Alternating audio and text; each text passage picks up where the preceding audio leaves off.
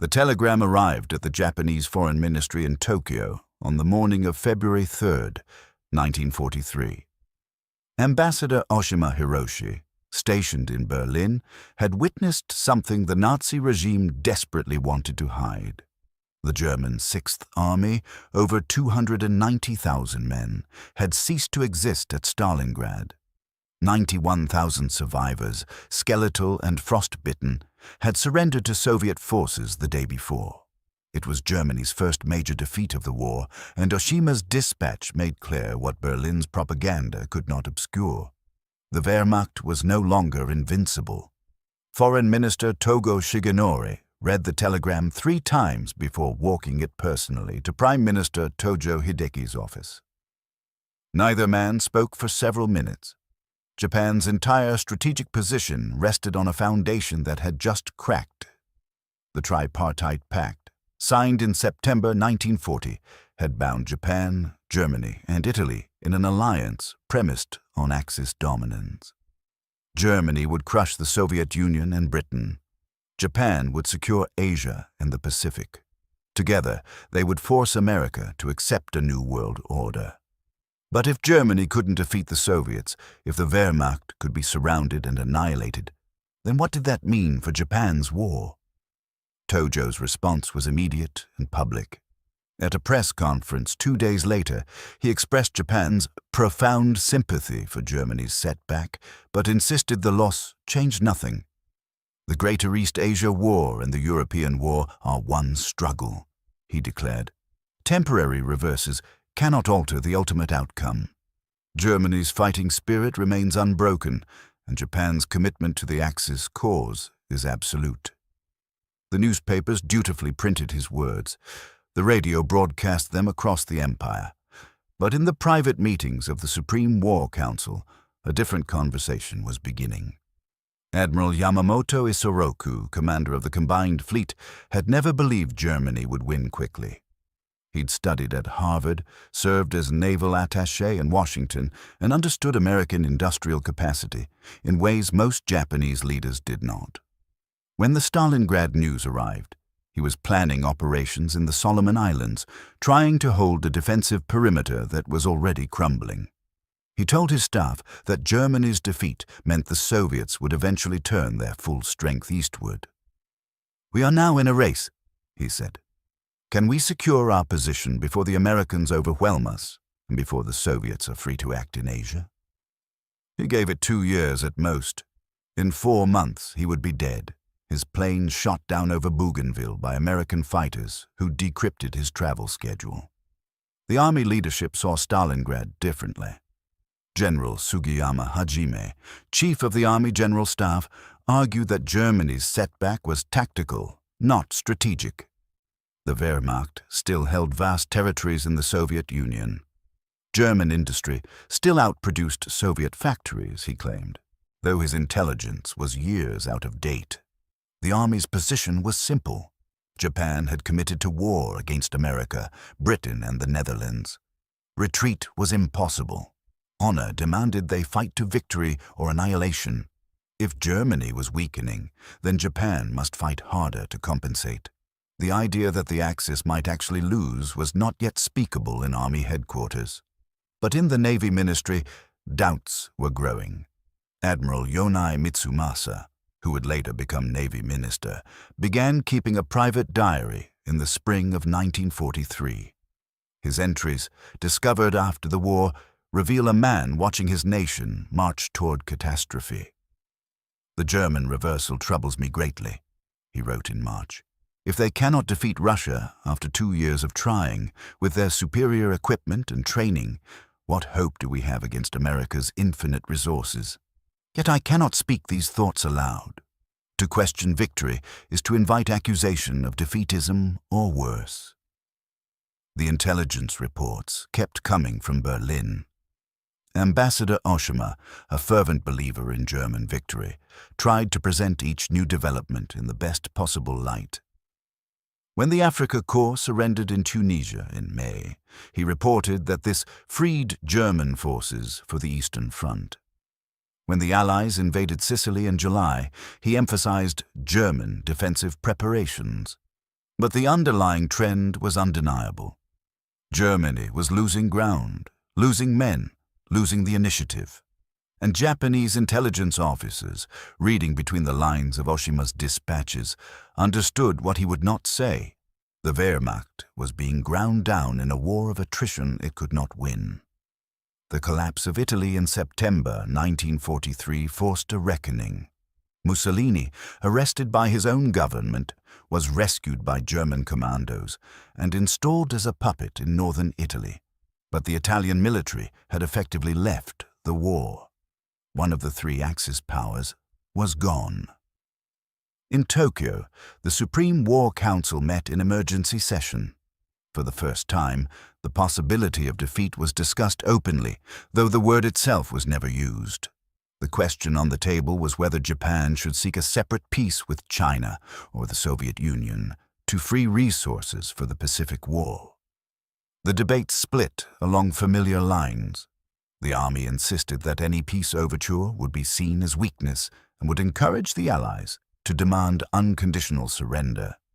Better to fight on, demonstrate Japan's resolve, and eventually negotiate from a position of strength. The Navy, more aware of the shipping losses and fuel shortages strangling Japan's war effort, argued for exploring diplomatic options while Japan still held significant territories. But no consensus emerged. The meeting ended with a decision to continue the current strategy while monitoring developments in Europe.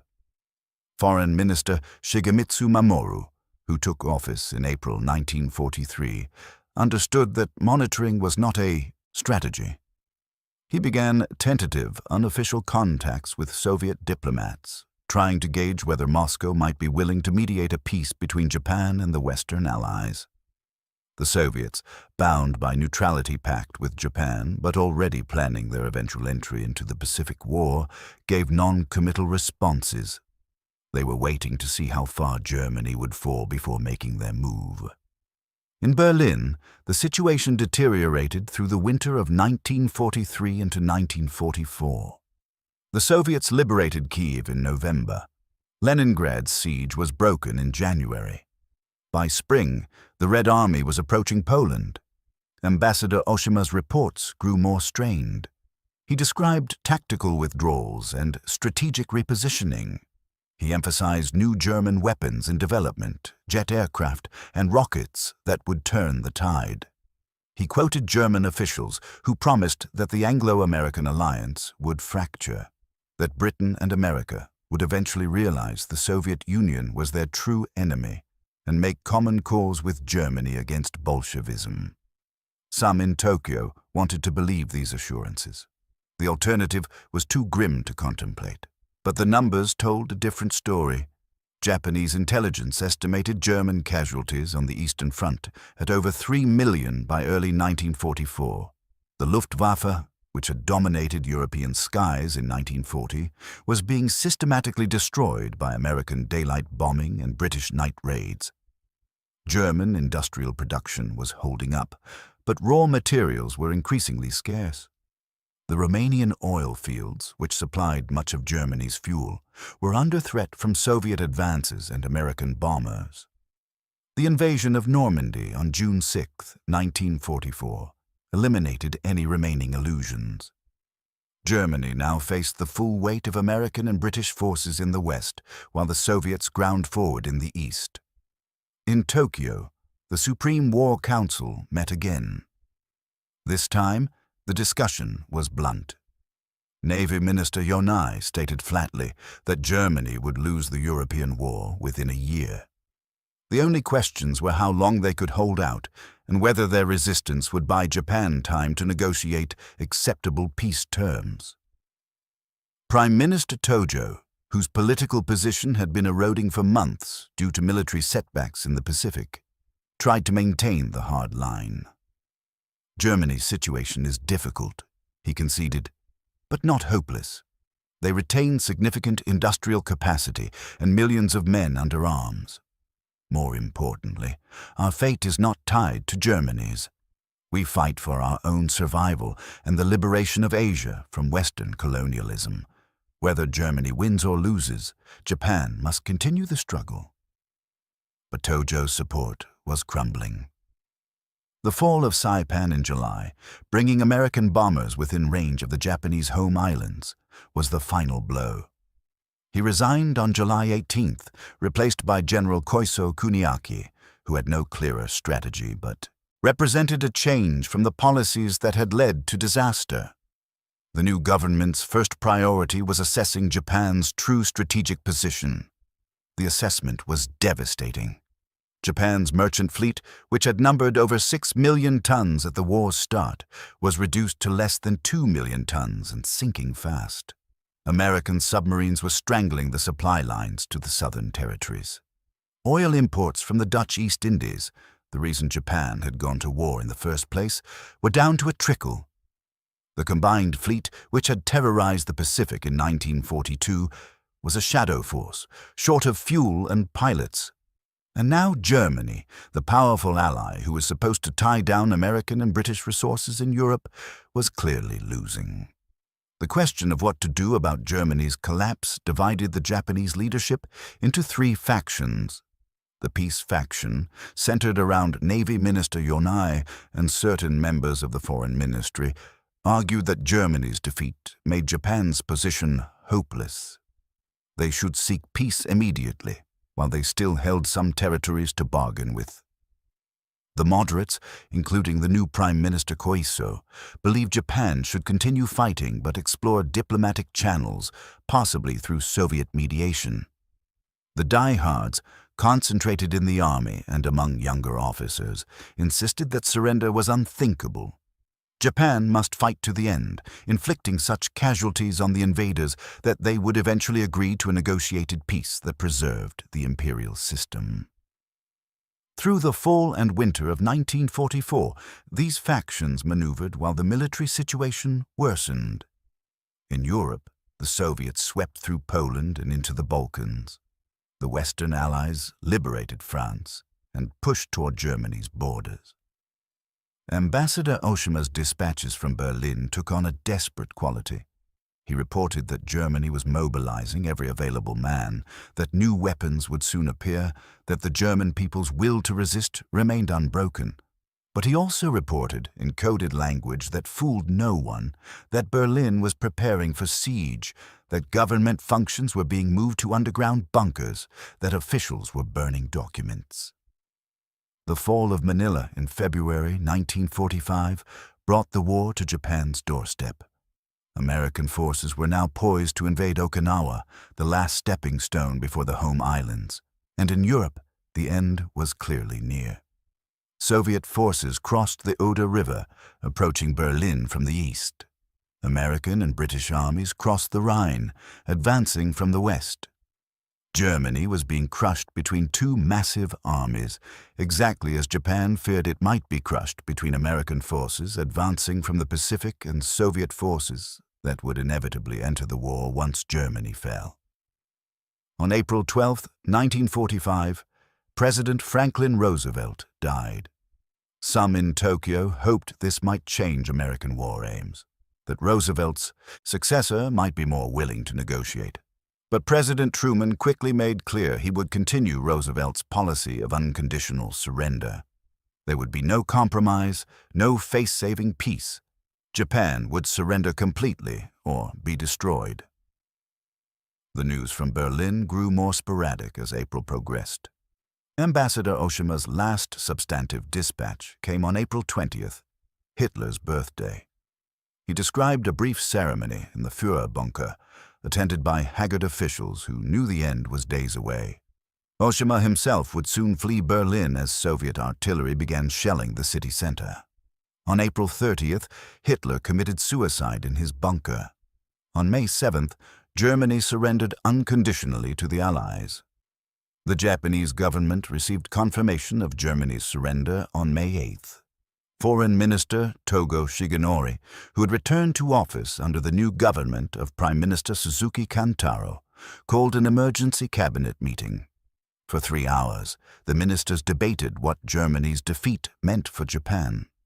The peace faction argued that continuing the war was now pointless. Japan stood alone against the combined might of America, Britain, and soon the Soviet Union. Every day of continued fighting brought only more death and destruction. The time to seek peace was now, while Japan still had some bargaining position. The army representatives rejected this argument completely. General Anami Kurechika, the war minister, stated that Germany's surrender changed nothing about Japan's obligations. "We did not fight for Germany," he said. "We fought for Japan, for Asia, for the Emperor. Those causes remain. The Americans demand unconditional surrender, which means the end of everything we hold sacred. We cannot accept such terms. We must fight on, make them pay such a price for invasion that they will agree to terms that preserve the imperial system and Japan's honor." Prime Minister Suzuki, a retired admiral who had survived an assassination attempt during the February 26 incident 9 years earlier, tried to find middle ground. He acknowledged that Germany's defeat was regrettable, but insisted Japan's situation was different. Japan fought a defensive war, protecting its home islands and the emperor. The Japanese people's spirit was stronger than Germany's, their willingness to sacrifice greater. He proposed continuing the war while simultaneously exploring diplomatic options through neutral parties. But what neutral parties remained? Switzerland and Sweden had no leverage with the Allies. The Vatican had no influence on American policy. That left only the Soviet Union, which had maintained its neutrality pact with Japan even while crushing Germany. Foreign Minister Togo was authorized to approach Soviet Ambassador Yakov Malik with a proposal. Japan would make significant concessions in Manchuria and possibly other territories if the Soviet Union would mediate a peace that preserved the imperial system and avoided occupation. The Soviets, who had already agreed at Yalta to enter the war against Japan within 3 months of Germany's defeat, gave polite but non-committal responses. They were waiting for the right moment to strike, when they could seize maximum territory with minimum cost. Japan's diplomatic overtures were useful only in that they suggested Japanese desperation, which meant Soviet entry would face less resistance than expected. Through June and July 1945, the Japanese government remained paralyzed by internal divisions. The peace faction pointed to the devastation of Japanese cities by American bombing, the starvation spreading through the population as food supplies dwindled, the complete collapse of the merchant marine. The army faction pointed to the 60 million Japanese subjects who could be mobilized for homeland defense, the thousands of aircraft being held in reserve for kamikaze attacks on invasion fleets, the mountain caves being prepared as fortresses. Both sides invoked the emperor's welfare and the nation's honor, but they meant different things by those words. Emperor Hirohito himself remained officially silent, as constitutional tradition demanded. But in private audiences with senior advisors, he made his views increasingly clear. He had read the reports from Germany describing the utter devastation of Berlin, Hamburg, Dresden, and other cities. He understood that Japan faced similar destruction if the war continued. He had also read intelligence assessments suggesting that the Soviet Union would soon enter the war, which would make Japan's position completely hopeless. He wanted peace, but he could not say so publicly without triggering a military coup by army officers who considered surrender treasonous. The bombing of Hiroshima on August 6th with a single atomic bomb that destroyed the entire city forced the issue into the open. The Supreme War Council met in emergency session. For the first time, the emperor spoke directly, asking his advisors to consider accepting the Potsdam Declaration's terms for surrender. But even this was not enough to break the deadlock. The peace faction argued that the atomic bomb made continued resistance suicidal. The army faction argued that the Americans probably had only one such bomb, and that Japan must fight on regardless. Then, on August 9th, 2 more catastrophes struck simultaneously. A second atomic bomb destroyed Nagasaki, and the Soviet Union, having waited exactly 3 months since Germany's surrender, declared war on Japan and invaded Manchuria with overwhelming force. Over 1 million Soviet troops, backed by thousands of tanks and aircraft, smashed through Japanese defenses that had been weakened by transfers to the Pacific. The Kwantung Army, once the pride of Japanese military might, collapsed within days. The Supreme War Council met again on the night of August 9th into the early morning of August 10th. The debate was bitter and fierce. Even now, even with 2 cities vaporized and the Soviet invasion underway, the army faction argued for continuing the fight. They proposed abandoning Manchuria and Korea, withdrawing all forces to the home islands, and preparing for a final battle that would cost the invaders so dearly they would have to negotiate. The peace faction argued this was madness, that millions more would die for nothing, that the emperor and the nation itself would be destroyed. At 2 in the morning, with the council deadlocked 3-3, Prime Minister Suzuki took an unprecedented step. He asked the emperor to break the tie, to make the decision himself. Emperor Hirohito, speaking slowly and clearly, said that he could not bear to see his people suffer any longer. Japan would accept the Potsdam Declaration and surrender, with the single condition that the imperial institution be preserved. It was the first time in modern Japanese history that an emperor had made such a direct decision on policy. Even then, the struggle was not over. Army officers, learning of the decision, attempted a coup to prevent the surrender announcement. They seized the Imperial Palace, searching for the recording of the emperor's surrender speech. They failed to find it, and senior officers loyal to the emperor suppressed the coup by dawn. On August 15th at noon, the emperor's voice was broadcast over radio for the first time in history, announcing Japan's surrender to the Japanese people. In his speech, carefully crafted to avoid the word surrender, Hirohito cited several reasons for the decision. He mentioned a new and most cruel bomb that threatened the extinction of civilization. He mentioned the entry of the Soviet Union into the war, but he also said something that revealed how much Germany's defeat had weighed on Japanese thinking. The war situation has developed not necessarily to Japan's advantage, while the general trends of the world have all turned against her interest. The general trends of the world. It was as close as the emperor would come to acknowledging what Japanese leaders had understood since Stalingrad, had feared since Italy's surrender, and had finally accepted after Germany's collapse, that Japan had bet everything on an Axis victory that was never going to happen. Germany's defeat had not caused Japan's surrender directly. The atomic bombs and Soviet invasion were the immediate triggers, but Germany's long, grinding collapse from Stalingrad to Berlin had shaped every strategic decision Japan made from 1943 onward. In the weeks after the surrender, as American occupation forces arrived and the Japanese government began the humiliating process of disarmament, some of the internal debates became public. Admiral Yonai, the Navy minister who had long doubted victory, gave an interview to a Japanese newspaper in which he spoke with unusual frankness. "From the moment Germany could not defeat the Soviet Union," he said, "our war was unwinnable. We continued fighting for 2 more years, not because we believed we could win, but because we could not agree on acceptable terms for losing. That disagreement cost hundreds of thousands of lives." General Anami, the war minister who had argued for fighting to the end, committed ritual suicide on the morning of August 15th, hours after the emperor's broadcast. He left a note that read simply, "I apologize with my death for my great crime." Whether that crime was leading Japan into a hopeless war or accepting surrender before fighting to extinction, he did not specify. Ambassador Oshima, who had spent years in Berlin convinced that Germany would prevail, was arrested by American forces and later tried at the Tokyo War Crimes Tribunal. His testimony revealed the depth of his miscalculation.